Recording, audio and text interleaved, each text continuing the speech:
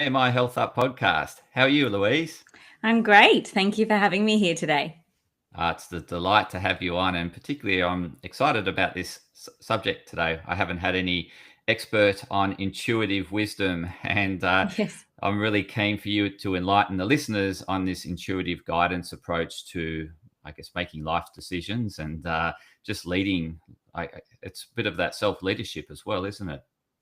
Yeah, definitely. And I think, without diving into the details, but that self-leadership is a very interesting word that you've used, because it is really about coming back to that trust within yourself. And I think particularly these days, we were just talking about it before we jumped on, but it's so busy and it's such a, modern technological world, and we can get so caught up and so pulled away from ourselves that very much it's about coming back and to our intuition and to our trust within ourselves. Yeah, fantastic. I just thinking, I'd love for you to share your background as to how you've arrived at what you're doing today, just so the listeners can get an understanding of how you've come across leading other people in this space. Yeah, I mean, it's I'll tell the story as quick as I can, but essentially, since I was little, I sort of knew I could kind of pick up on things that other people couldn't. Even had sort of some weird incidences of seeing my brother in a car crash one night, and then he was 2 weeks later, and so there was always something going on, a little bit kind of like, oh, well, I don't understand what this is, but sort of went on with life. And I think in my 30s, I realized I was picking up on information about things and realized it could help people. And so I sort of never thought I would do it for work, but here we are, where it was kind of this thing where I realized that someone would be talking about a situation or a problem that they had, and I could kind of trace back the origin to what that was. So if someone was saying, I don't know why I'm not getting a promotion at work, it's just not happening, right? So that's what they can see. And I could trace it back to, okay, they're struggling to speak up. Why? And then I could trace it back a little bit further and see that something that happened to them in high school, maybe it was doing a speech in front of the class and they made a mistake and people laughed at them. Like, that can be the root cause. So it's really helpful to kind of understand how our present is being affected by our past. So in many ways, what I unintentionally end up doing is a lot of kind of trauma-based work. Trauma, I think, is thrown around a lot these days, and people tend to think it needs to be this big, difficult thing that happened, like a big car crash or something like that. But it doesn't. It can be simply that a teacher said something to you in school, or, maybe you missed a school bus one day and had this terrible day, and it can really affect us right now and our future.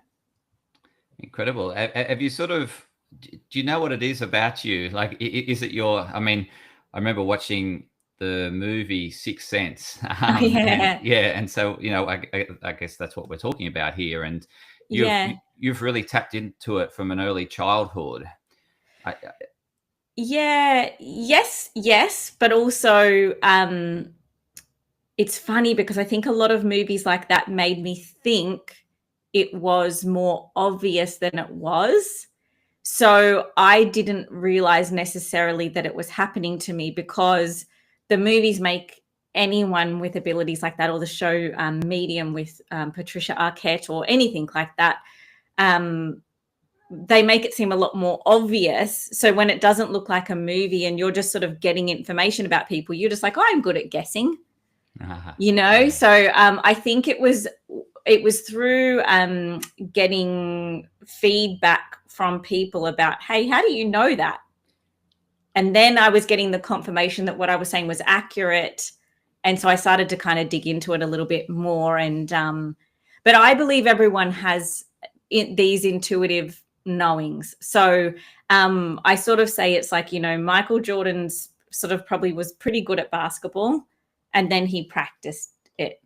And so some people are good at cooking and then they practice it and they can become a really good cook. So it's kind of the same, but I do believe that everyone, you don't need someone like me. You can tune into this. And that's sort of more what I help people with now, is not telling them what's going to happen to them, or things of a predictive nature, because I think it's quite disempowering. I'm very much sort of helping them heal that past to help them understand their present, to get them to that future. Okay, I think that's a great segue into what I'm really keen to explore Okay. is, because what I really want for the listeners is, how can we empower them and Yes. to tap into this sixth sense? So Yes. how can they go about doing that? Yeah. That's 100% what I'm really keen about. And I'm very much sort of against that kind of predictive, people like me with abilities like me taking that power away from people, I think. So what people can do to tune more into that intuitive knowing, which we all have, is taking these moments to get away from the go, go, go nature of the world, which I believe is, what you help people with, and all of your guests help people with, is like, how can we take those moments of self-care, or take those moments of pause? One simple example: in the morning, a lot of us wake up and pick up our phone. And that simple action is tuning into the world before we're tuning into ourselves. So the first thing we do in the morning is we tune into the world before we tune into ourselves. And so that in and of itself, if we can just switch that, right, and wake up and say, open the blinds, get some light in our eyes, and go, how am I feeling? How did I sleep? How do I feel today? Because let's say you wake up and you're feeling a little bit anxious, then you can go, well, why am I feeling anxious? But the trouble is, if we pick up our phone first and we feel anxious, well, I don't know, is it because I saw my friend Sally's post about she's getting married and I'm not getting married, or someone got a promotion and I didn't get a promotion, or someone's on a holiday and I want to be on a holiday? Do you know what I mean? So I think that simple act of just tuning into ourselves first is one example. So not to pick up that phone first thing in the morning. Yeah, which is hard. I still do it. What do you recommend as some good alternatives in terms of enabling the listener to tap into themselves and tune in? Yeah. So you mean outside of that one example of like the phone, how else can we do it throughout the day? Correct. Yeah, I think it is. So there's tools that we can use that actually help us regulate our nervous system, that can also help us tune in. So it's kind of a double whammy, right? Because we're sort of calming ourselves in the moment. But for example, a lot of listeners are probably sitting behind their desks and behind computers throughout the day. And again, this is why words like trauma can sound so big, but also we don't think the things that are making us stressed are making us stressed. So out in the wild, for example, if there was a cheetah chasing an impala, the impala recognizes that as a threat and it runs off, and it is a very much life or death situation. We have the same operating system within us, but our threats aren't cheetahs. Our threat could be an email from our boss asking us to do something, because our system is still the same, and it's going to go, oh my gosh, and it goes into fight or flight, and we're sort of set off into an anxiety spiral. So if we can, behind our desk throughout the day, we're getting these constant emails, we're actually kind of getting constant threats. We need to take constant pauses. So even if we just go, okay, every time I go to the bathroom, I'm going to take a deep breath. I'm going to release my shoulders and I'm going to relax. If we made that one small change, we're doing a couple things there, right? We're regulating our nervous system, we're reducing our stress, but we're also tuning into how we feel. Because if I go to the bathroom with that intention of taking a breath, I'm going to notice, oh, my shoulders are up around my ears, or there's a lot of tightness in my back. So all these little actions, they might not seem like it, but the more we tune into our body, we start to get connected more into, why are my shoulders tight? Oh, it must have been that conversation I had before. Okay, what about that made me anxious? So we can get kind of curious. Then we start to understand how we operate in the world a little bit more. So then I'll just jump to kind of the end solution of how we can get to with this is that when in the future we're in a situation, let's say someone's going on a date, right? And they go, oh, my shoulders are up around my ears. I'm familiar with that. That reminds me of that time I was at work and I was anxious from that conversation. So something here is similar. That's how the intuition starts to work, because it usually runs through our body. That's why it's called gut feeling. We can start to tune into our body and notice the connection between the different situations in our lives, how they make us feel, what it means, and then we've got different choices. Hopefully that kind of makes some sense. 100%. Like Yeah. just relating to what you said at the very start was around the amount of stimulus that we take in from scrolling through the phone and seeing everyone's highlight reels, and straight away we're taking in all this input, and then we continue to take an input, like we get the boss's call, boss's email, we get a call from our partner, can you pick up this, can you do this? Yeah. And so this stimulus is just, I guess, driving, as you mentioned, that fight or flight system. Yeah. And there's no pause or reflect. And like I'm thinking, so in terms of to have output, we need to have input, we need to process the input and then do an output. Whereas I'm thinking in this constant stimulus, we've got all this stimulus coming in, we're not pausing. And so the output, it can only be hardwired output. It can't, I know. Yeah, it's like blowing a balloon, right? And it's just getting bigger and bigger and bigger and bigger and bigger. And if we're not letting any of that air out, eventually it pops. And this is where we do see like chronic illness and things like that can kind of come up from that overstimulated nervous system. Because even as you're saying, like the output, if we go back to the example of the cheetah chasing the impala, let's say it gets away, will shake its body. It will, and it's also not thinking about, oh God, remember when that cheetah chased me last week? Or like, oh, I wonder if a cheetah's going to chase me tomorrow. They don't have that. We do too. So it makes it kind of worse, right? Because not only are we not having the shaking of our body or the exhale or the crying or from the constant input of threats throughout the day, we've also got, unfortunately, the brain that can future project and past reflect. So that's why overnight we're thinking about the boss's email or this is happening or so we're quite stuck in a predicament. We're more advanced, but we're more stressed. And have you got any ways, because you mentioned the best way to start the day is not to look at the phone. What are some good alternatives to not looking at the phone to really start that day so that you've got a good understanding and you're connected inward? You connect inward first before outward. Yeah. And look, I'm the first to say it's not easy. I still have days where I do pick it up. But I think if we think of habit stacking, which I'm not sure if that's been covered on the podcast, but just to quickly cover it, habit stacking is where we've got like an existing thing that we do, and then we add something onto it. So when I have a morning coffee, I'm going to also pack the kids' lunch, right? That could just be an example of habit stacking.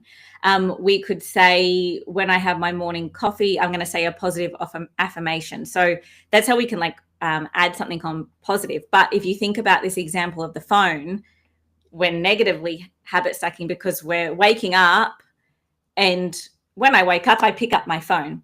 So we just kind of need to swap it out for like a positive habit stacking. So one that's really great is to wake up and open the blinds, because then we're getting light in our eyes, which really helps with circadian rhythm. It helps with our sleep. So we're already helping our sleep that night by getting the light in our eyes right away. And it's just giving us that pause. And the longer we can not check our phone, the better. I've heard an hour and a half, but again, I know that's not really possible for most people. So any delay that we can. So let's say we open up the blind, we get light in our eyes, we take a pause, and we sort of just move on with the day. So we go to the bathroom, maybe we splash some water on our face, which is another nervous system regulation tool. And then we start with breakfast or go for a walk. All of those actions we're more in our body. We're less in our mind. Because as soon as we're on our phone, I don't even know if you know this, but we also hold our breath. So if the listeners are, they can literally practice this, but it's notice the next time that you're scrolling, just try and catch yourself at some point. You're probably holding your breath and you're probably holding your body. And so even this, that stance that we're in where we're scrolling in our phone, our body's actually in kind of like signaling to our body, to our brain, that we're in a bit of a threat. So it's not great. And again, I do it too. So it's just about trying to find a few ways that we can kind of swap out of it. It's just incredible how we've gone from, pretty much a non or very low technology life to how quickly technology is now running our lives. It blows my mind. Yeah. Like I think back at my childhood, and it was very much, we didn't have phones, for example. No. There was no mobiles, very few computers. Computers weren't around. We had a television, but you couldn't choose what you wanted to watch, right? So you ended up not watching it because of stuff that you weren't interested in. And I know. Yeah, and so it was only very, very rare you'd find a program that you liked and you'd sort of make some time for that. But most of the time you're doing your own things just because the way in which technology just wasn't running our lives. And look at it today and it's controlling our lives. It's everywhere. And even, it's such a great point. Like even as kids, it was kind of like, if you didn't have anything to do, there was no kids around or whatever, you're probably just sitting there staring at the grass. So we're already kind of doing mindfulness a little bit. But even the TV example is funny because I think about Friday night movies. They were the same, at least in Australia, they were like the same movies all the time. It was like Batman and then it was a Tom Cruise movie or whatever it was. And so you just had to watch it. But you even had ad breaks and you had to sit through the ad breaks. So, it's so different now and it's wild how quickly it's happened. But I'm just thinking like the ads breaks were a chance to get up, go to the toilet and to actually sort of get a bit moving, like not sedentary. Like we did. We were like, tell me when it's back on and you'd run to the bathroom or go get snacks. And So it actually encouraged a bit of movement whilst we were watching TV, whereas now there's no, or you can obviously choose not to have ads.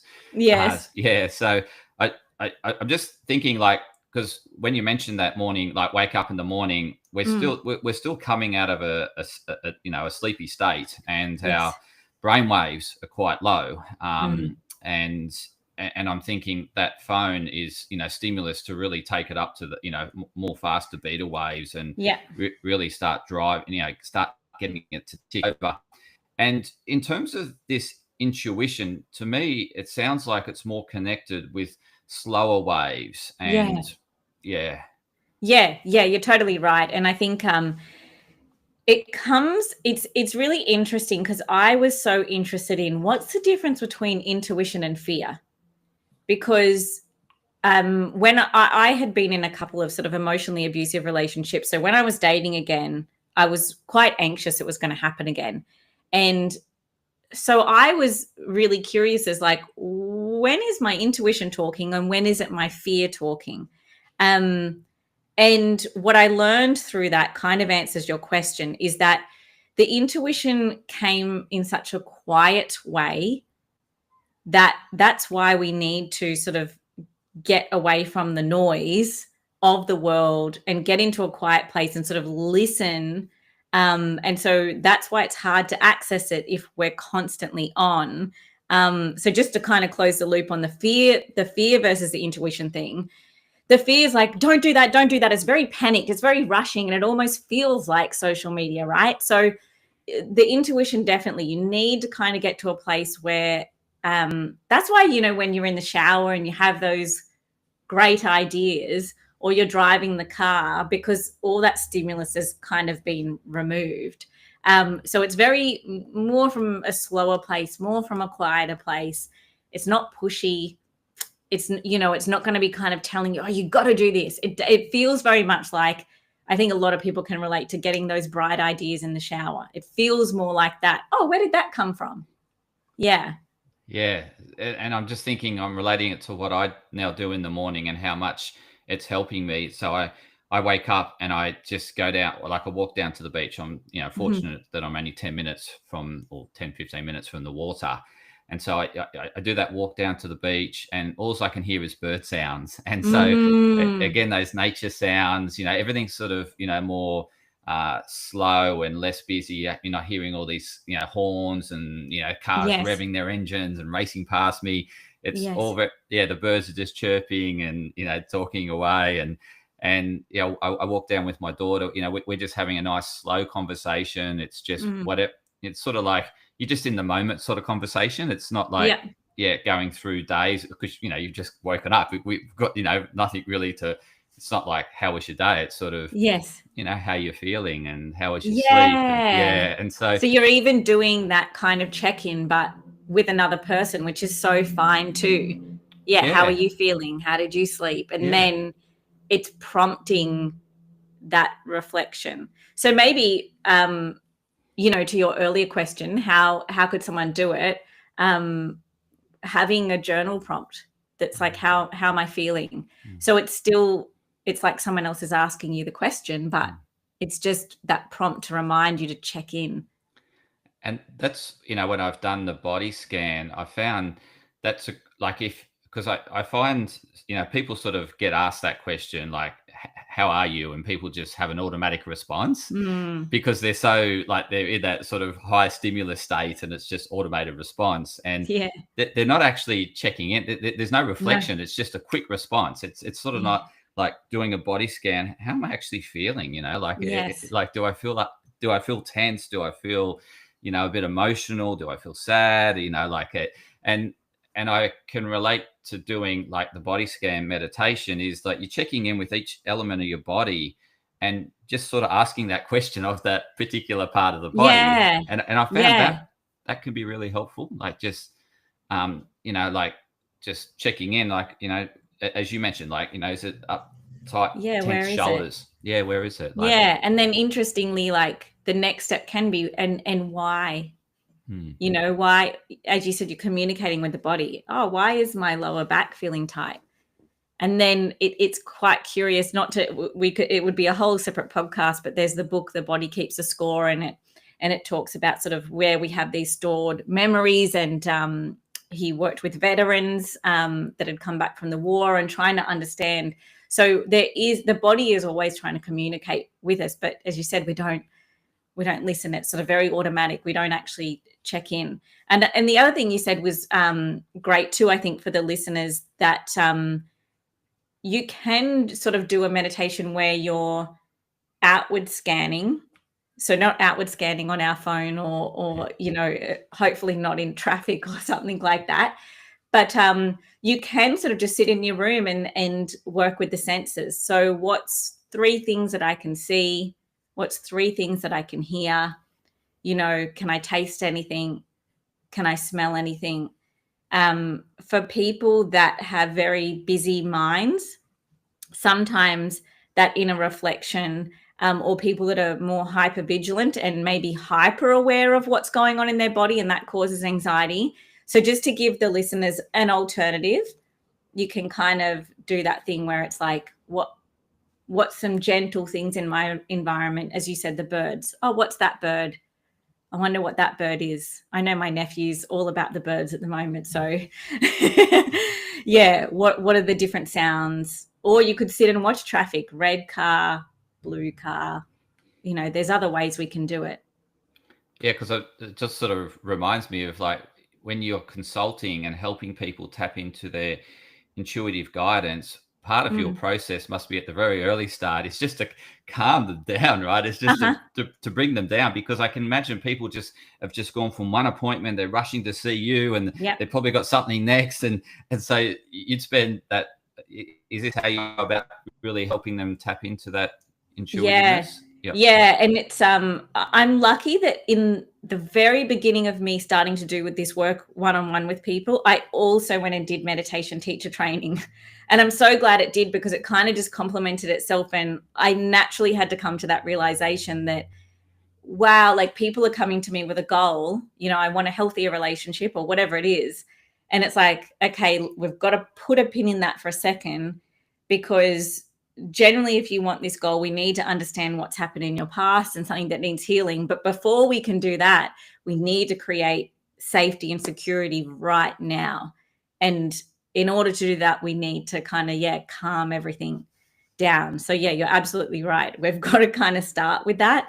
So that's what I always say to people. Like, if you can start with one of those sort of techniques and start to calm yourself down, it is the quickest way to get to your goals.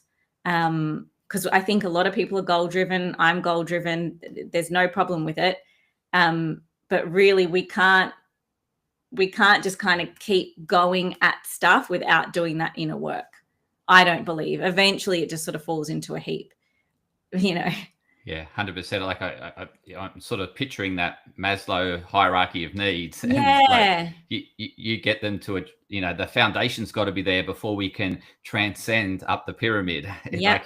So you got to make the client feel very safe and secure in that space, Yes. so that they can really start to tap into how they're feeling. And so when someone they've calmed themselves down, and Mhm. they sort of notice that we'll pick the shoulders, that they're sort of Yeah. a bit tense in the shoulders, and you said, you got to ask, why am I feeling tense in the shoulders? And so what's that process of questioning? Is it just asking why and why and why? Yeah. Yeah. It's really funny, because I guess it does sound like, where it sounds like, how would that even work, But it is really interesting that if we can kind of get to that quiet place and we're curious, and we go, okay, my shoulders are tense, and this is going to probably be gradual, right? So when we might get some stuff right away, we might not. But if you tune in and you go, okay, my shoulders are tense, why?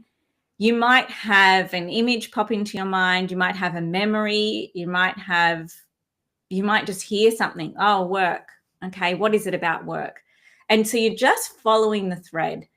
And I truly believe that people can do this and develop it over time.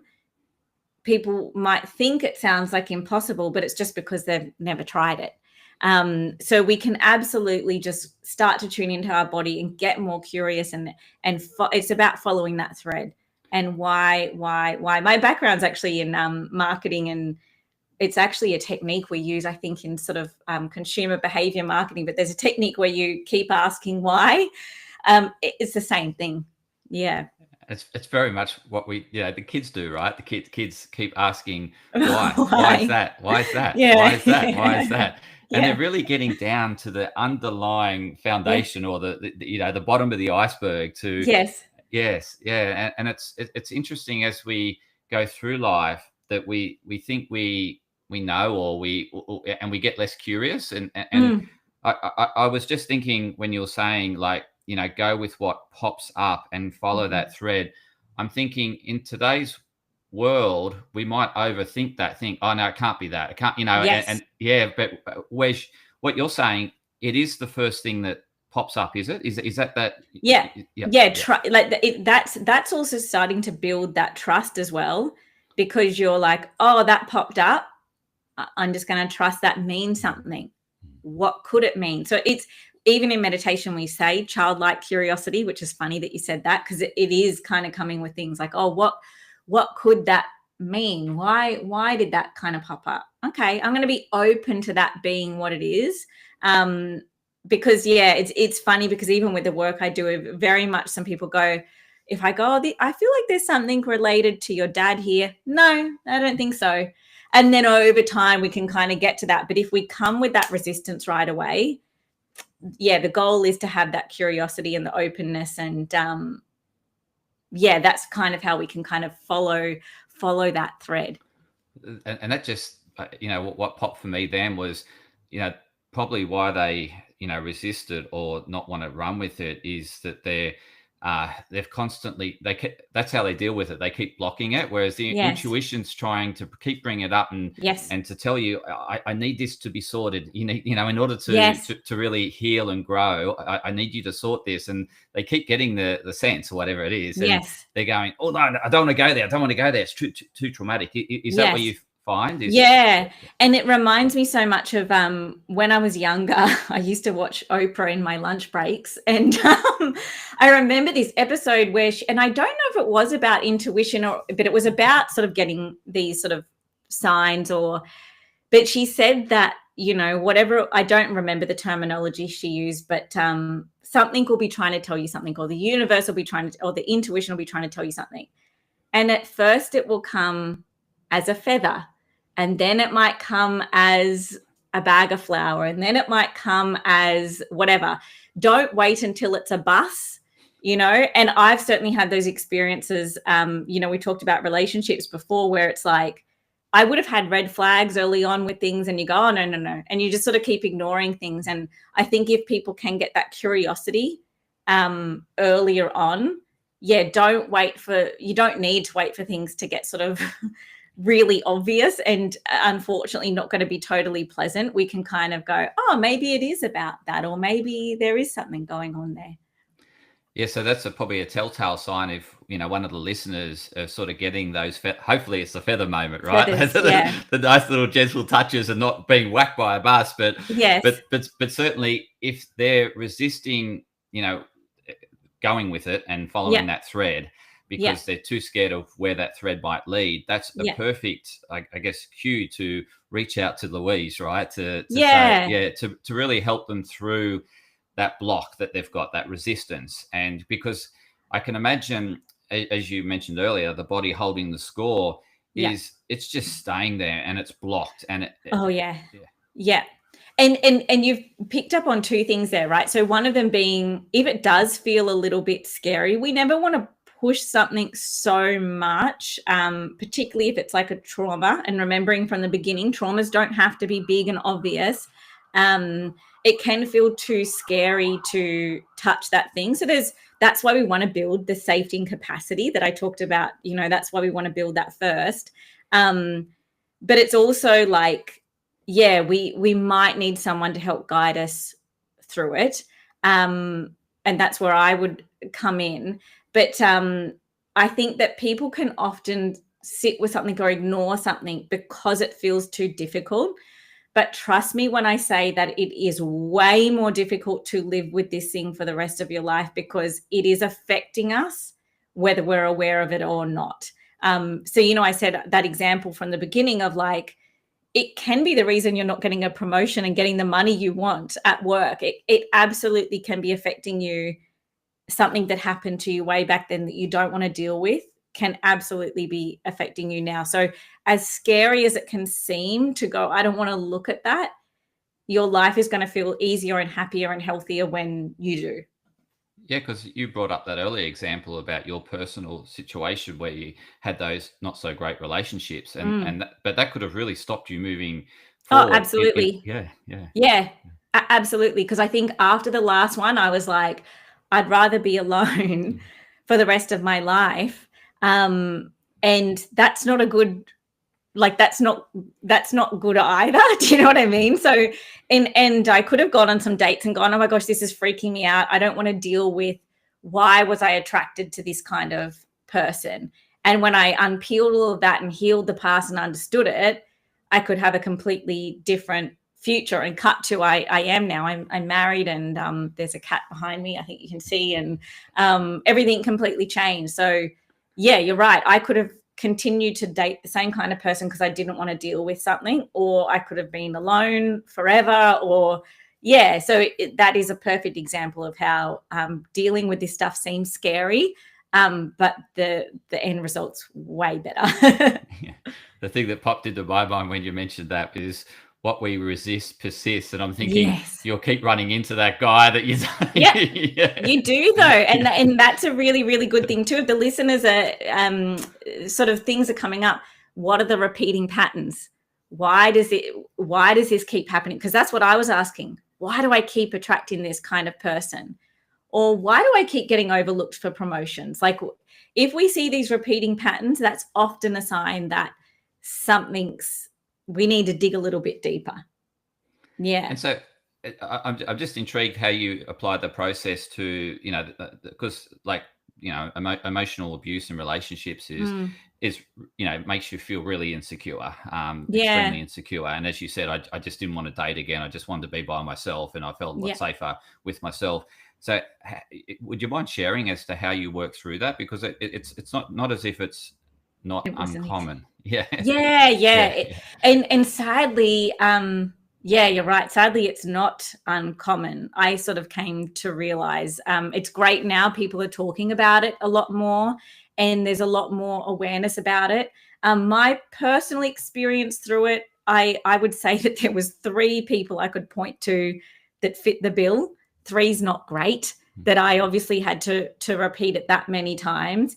And unfortunately, I think it was sort of got to a situation where it was so bad that it was like, again, it was like, you've got to listen this time. So that got me to the point where I was like, maybe swinging the other way. I'm not going to do this again. But that's where I got curious, and I was like, okay, why do I keep going to this person? And I had to do some inner work and understand some things from my own past and what it was within me that felt like I was pulling in that kind of person. And this is absolutely not to victim blame. I need to be totally clear about that, because there are absolutely people out there that will just pick someone that they can manipulate or do whatever they want to. But there was parts about me that I was sort of I could have exited it, or in the future I did go on a date and I did see a red flag and I went into a panic going, oh my God, it's happening again. But then I went, hang on, no, it's not. You're aware that it's happening. So I think that there was a level of me not being conscious. So that's where we want to bring these things from the past to our conscious awareness, because once we're conscious of them, we can choose a different path. And not to say it's easy, and getting through this is quite a complex answer, but it was basically like bringing it to the conscious awareness so I could choose differently. So when I was on a date and I was seeing that same kind of person popping up, I could choose not to see them again, which sounds so simple maybe for people listening, but I did go into a panic going, oh my God, it's happening again. And it was like, oh, hang on, no, it's not.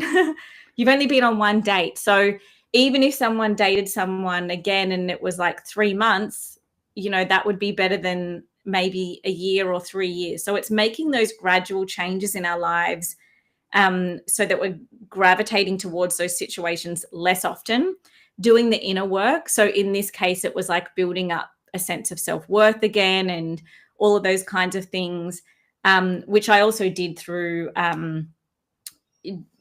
going into like hobbies and activities and building up community and all of those kinds of things, and talking to people in my life about it so they were aware that it had happened, so that I also had someone to chat to and say, hey, do you think this is a normal thing for someone to say? Because my radar was a little bit off.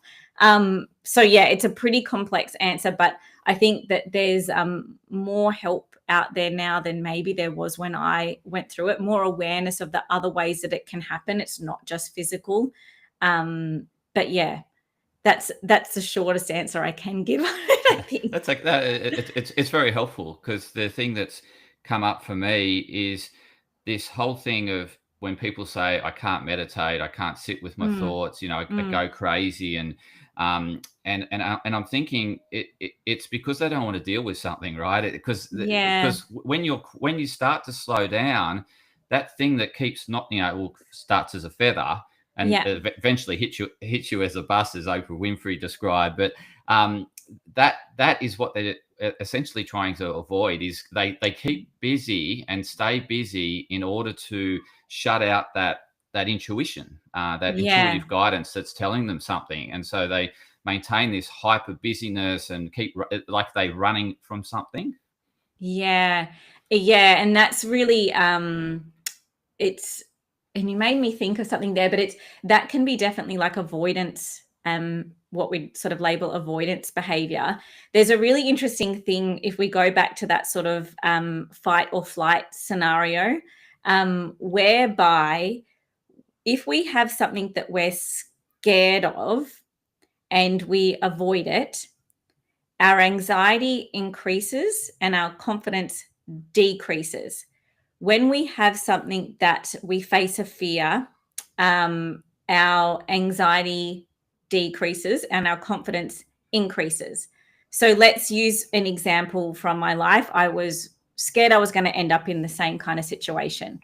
And so I could have not gone on dates because I'm like, I don't know what's going to happen. But I went on dates and some of them were fine.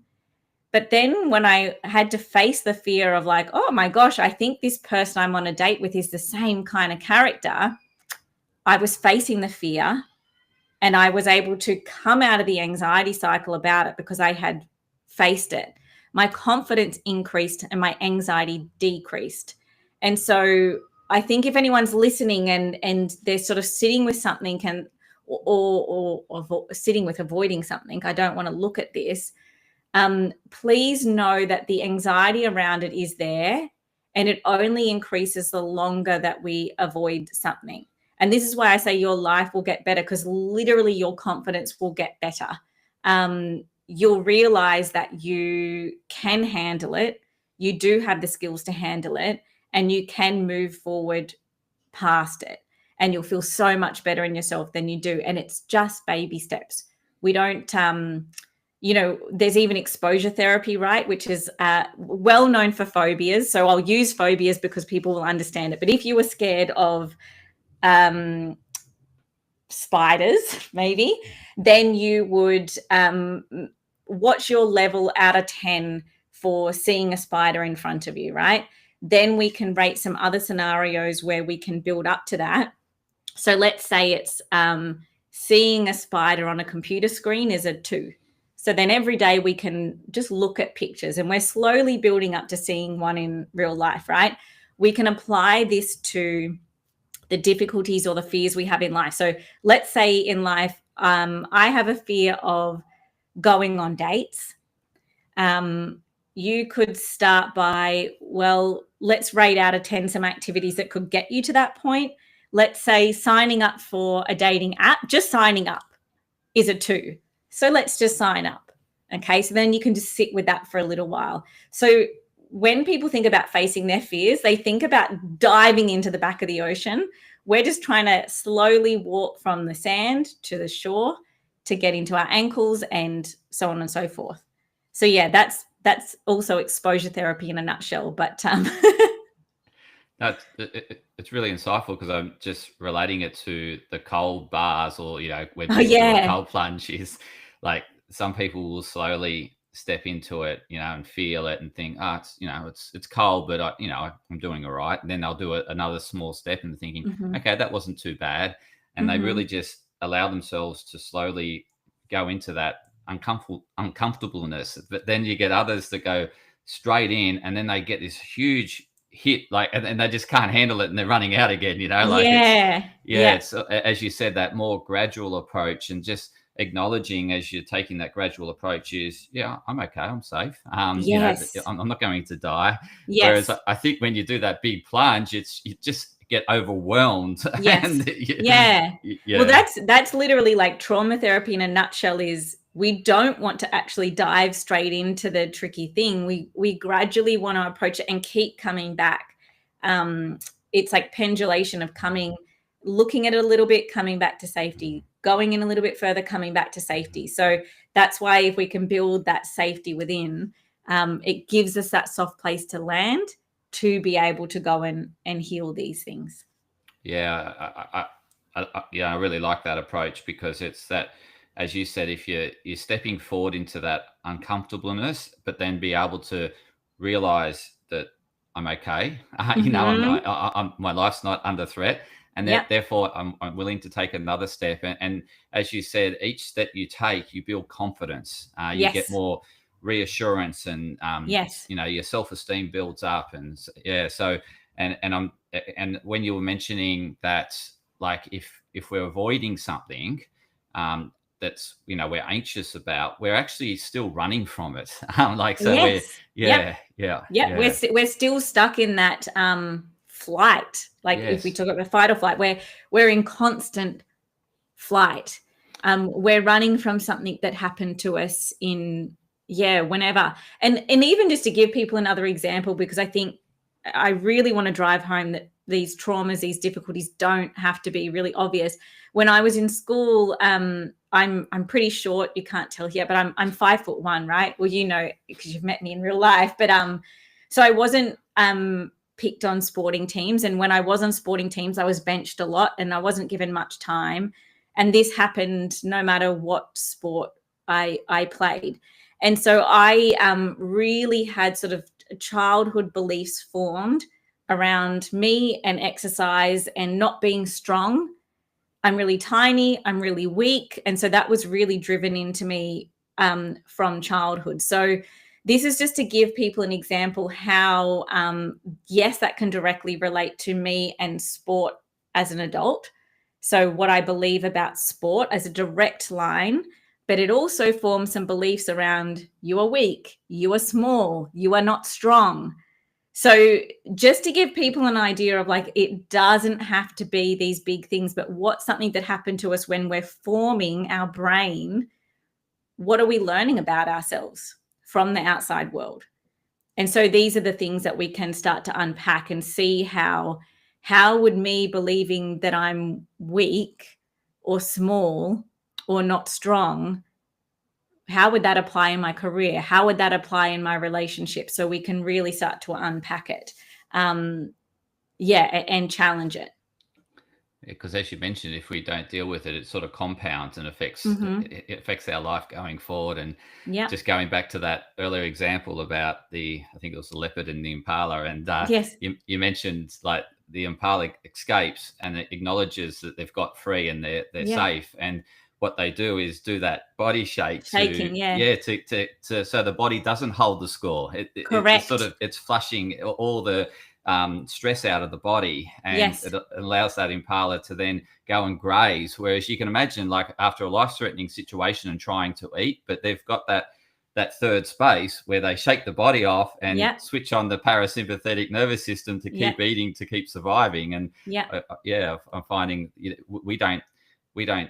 we just allow that threat to continue and Keep to running. Yeah. compound, and therefore we just keep running, and it affects our digestive health, it affects our Yeah. immune system, and as you mentioned, our can result in chronic Chronic diseases. health. So Yeah. yeah, so Yeah.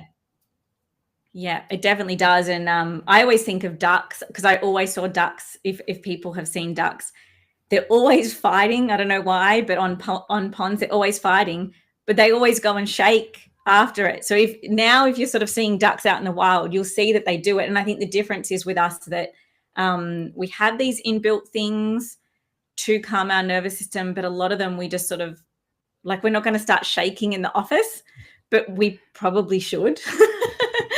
So yeah, we can go into the bathroom and we can do it, or we can hum, or we can sing, or but yeah, it's just building in those things so that we're not in constant flight. And when there's those bigger things, like you said, so I'm not running from a sporting event that I did in when I was 12 years old. I'm still not running from that when I'm 38 years old. We need to resolve it.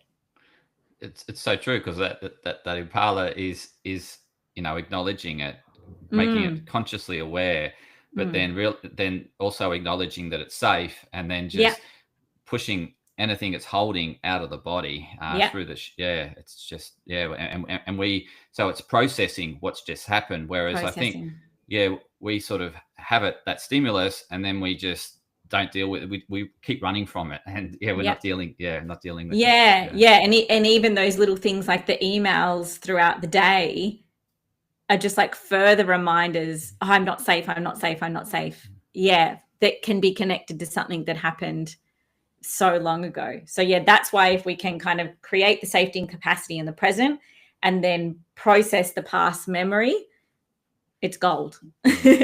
Fantastic. So how can the listeners, that are thinking, wow, I could do with a bit of this guidance, how can they best connect with you, Louise? Yeah, so I've got my website, louisefitzgerald.com.au. I've also got my Instagram at louisefitzgerald.com.au. It's not complicated. I just keep it the same.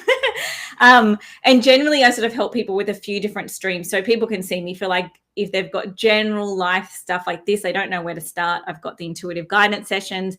And then I work with people in relationships. So if you're single or you're in a relationship and you want to kind of work through this stuff to create healthy relationships.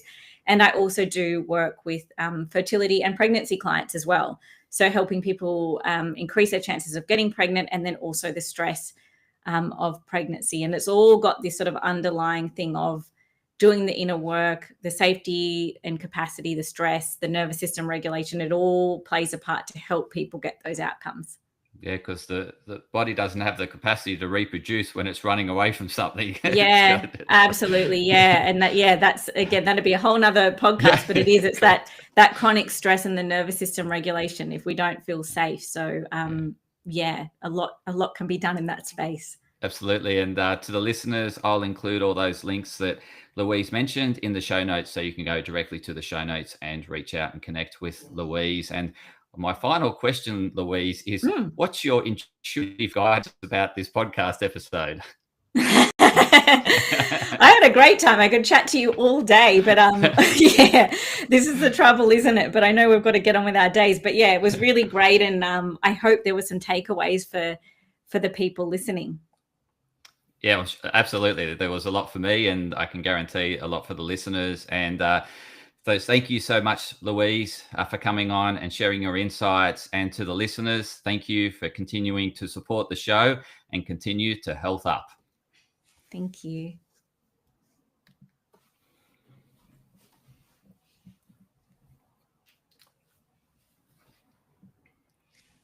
All done. Great. And it says now